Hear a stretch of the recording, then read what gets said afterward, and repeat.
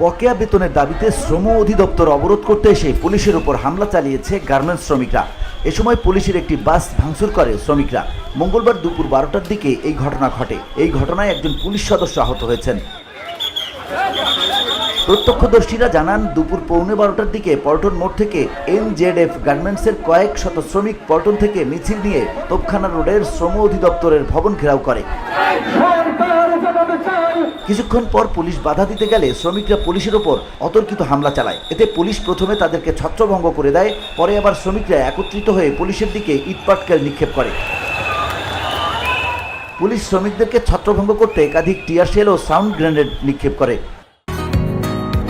বসুন্ধরা, উত্তরা, বনশ্রী, কুড়িল ও বাড্ডা সহ রাজধানীর বিভিন্ন স্থানে অভিজাত ও অত্যাধুনিক মানের ফ্ল্যাট কেনার এক নির্ভরযোগ্য প্রতিষ্ঠান pleasant properties limited.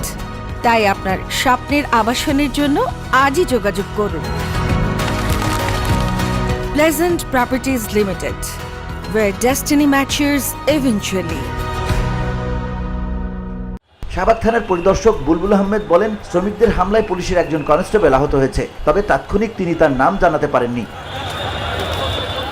VOD Bangla news desk.